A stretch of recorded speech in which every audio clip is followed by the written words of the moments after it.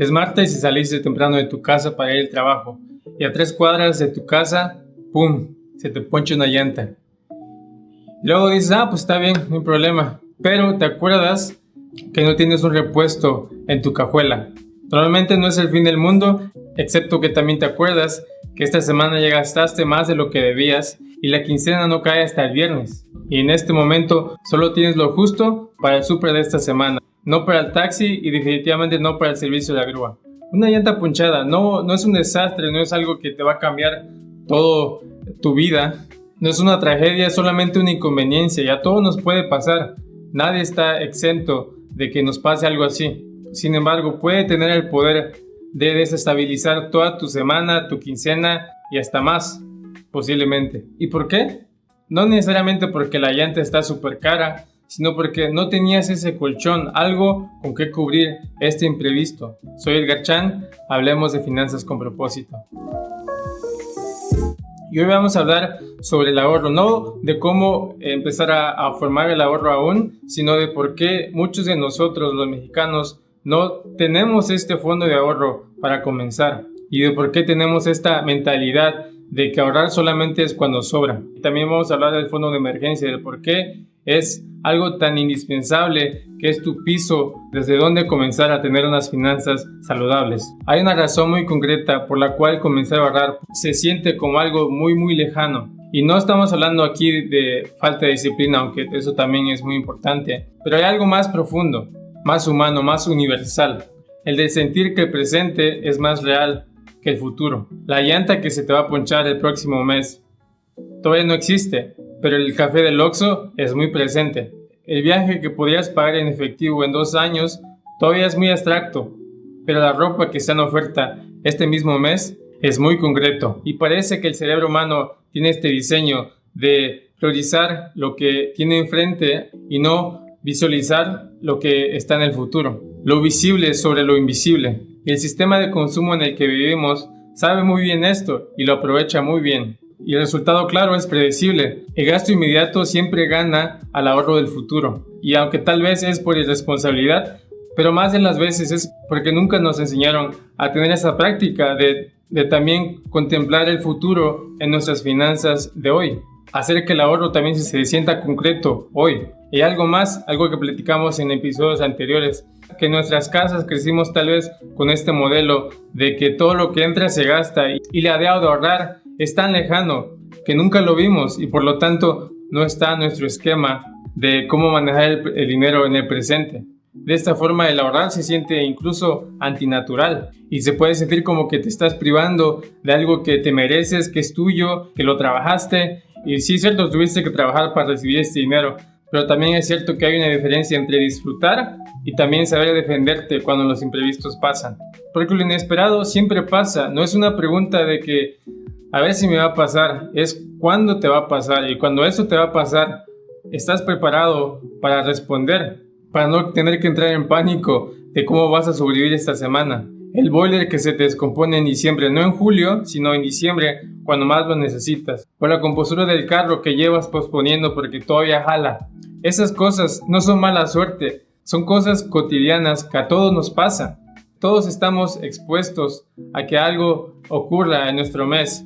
Y sin un fondo de emergencia, esas cosas se pueden convertir en una pequeña crisis financiera que te desestabiliza. Ya hablé anteriormente de mi ejemplo, que en mi familia crecí con esta situación de lo que es no tener un fondo de emergencia. A lo que se recurría era pedir prestado a alguien cercano o pedir prestado a alguien más con altos intereses. Y ninguna de las dos, claro, son buenas opciones. Y por eso me di cuenta de la importancia de lo que es un fondo de emergencia. Lo que me quedó claro cuando me di cuenta de esta situación es que ahorrar no es un lujo, no debería ser algo que se haga cuando me sobre. Es una decisión que tienes que tomar antes, constantemente, con cada quincena que te llega, para que cuando llegue este imprevisto tengas con qué defenderte. Ser constante con algo pequeño es mucho mejor. Proverbios 21:20 nos dice: en casa del sabio abundan las riquezas y el perfume, pero el necio todo lo despilfarra.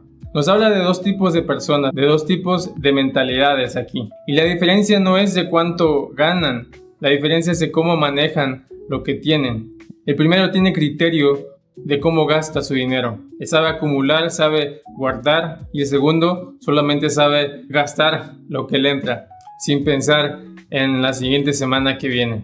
El primero no es porque sea tacaño, aunque a veces es esta idea de ahorrar y de que no gastes y que no invitas la cena, lo que sea, es porque eres tacaño. Y eso a veces me saca un poquito de quicio, cuando te ponen esta presión social de que debes de gastar siempre y si no gastas y es porque eres tacaño.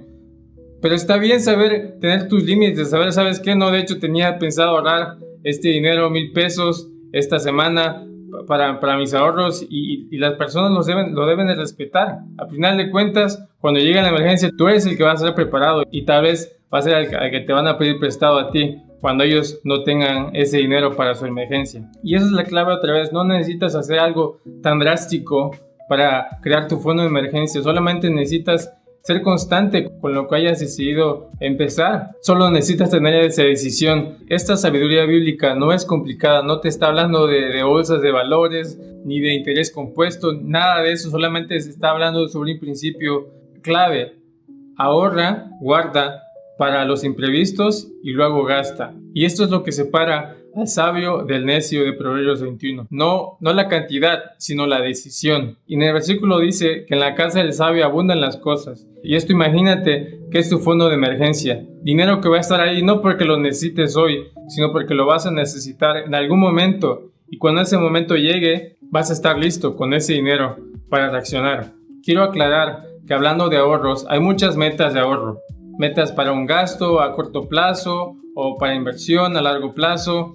Hay diferentes tipos, pero lo que estoy hablando aquí es un fondo de emergencia. Y un fondo de emergencia no es para que a fin de año en el Buen Fin puedas comprar tu nuevo iPhone, no es para tu nueva tele, eso los puedes administrar aparte. Un fondo de emergencia es una categoría completamente distinta, es tu colchón financiero, el dinero que existe específicamente para cuando la vida hace lo que siempre hace. Cuando llega algo inesperado, te tiran a curva y tú no entres en pánico. Ahora, ¿cuánto debe ser este fondo de emergencia? Bueno, lo que recomiendan es que sea entre 3 y 6 meses de tus gastos fijos. Esto depende de algunas variables como si tienes dependientes, si tienes un trabajo estable o de tu edad, pero el mínimo son 3 meses. Si tus gastos esenciales son de 10,000 pesos, digamos, al mes, entonces multiplica esos 10,000 pesos por 3 meses y tienes que ahorrar entre 30,000 y 60,000 pesos para tu fondo de emergencia. Y sé lo que estás pensando, Edgar, eso es mucho dinero. Y sí, se puede sentir como mucho dinero, pero otra vez, poco a poco lo puedes ir construyendo. Hay que ser consistentes. Lo construyes no de la noche a la mañana, sino poco a poco y con esa meta en mente. Y lo ideal es que separes ese dinero de tu cuenta de gastos. Y depende de tu banco que uses, lo puedes poner en una cuenta de banco aparte, o diferentes bancos como Nu o Revolut tienen cajitas aparte donde puedes separar tu dinero. Lo importante es que lo separes de tu cuenta principal, de tus gastos principales, porque de otro modo lo vas a gastar y lo sabes muy bien. Entonces hay que separar en una cuenta de ahorro aparte. Esta semana haz algo en concreto. Calcula cuáles son tus gastos fijos, esenciales, tu renta, tus servicios, tu comida, cuánto gastas en el mes y multiplícalo por 3. Ese es tu número objetivo de tu fondo de emergencias. Ahora bien, no te estoy pidiendo que lo construyas hoy, solamente quiero que tengas ese número para que sepas cuál es tu objetivo concreto, es alcanzable para tu fondo de emergencia. Y si quieres pues tomar el siguiente paso, ya si andas muy animado, pues puedes empezar a transferir, no sé, 100 pesos, 200 pesos cada semana a esa cuenta de ahorro aparte. Pero importantemente quiero que aunque sea pequeño, que seas constante. Estamos priorizando la consistencia sobre la cantidad. Empieza con algo que sabes que vas a sostener y no que vas a terminar jalando de nuevo porque lo necesitas en esta semana. No, que queremos construir esa consistencia, algo que sea viable. Pero empieza con ese número concreto de tu fondo de emergencia que quieres construir. Para terminar, la llanta ponchada va a llegar, el boiler que se te va a descomponer va a pasar, el refri que va a dejar de enfriar va a ocurrir. No sé cuándo ni cómo, pero va a pasar. La pregunta es, ¿vas a estar preparado para cuando llegue o vas a entrar en pánico y tener que prestar a alguien?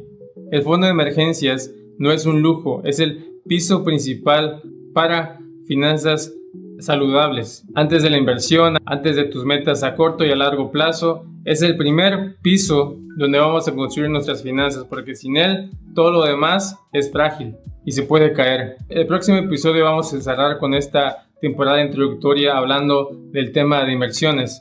No de cómo invertir todavía, sino del por qué inversiones se siente como algo terrorífico tal vez. Y por qué muchos cristianos sienten que invertir está un poquito reñido con la fe incluso. Si quieres trabajar el tema de ahorros con estrategias, con plataformas recomendadas y con un sistema concreto para construir tu fondo de emergencias, todo eso lo puedes encontrar en el módulo 4 del curso de Finanzas con Propósitos, que se encuentra en wiserpicture.com. Nos vemos y que Dios te dé sabiduría y que esta semana esa sabiduría empiece con un número escrito en un papel con tu meta de tu fondo de emergencias.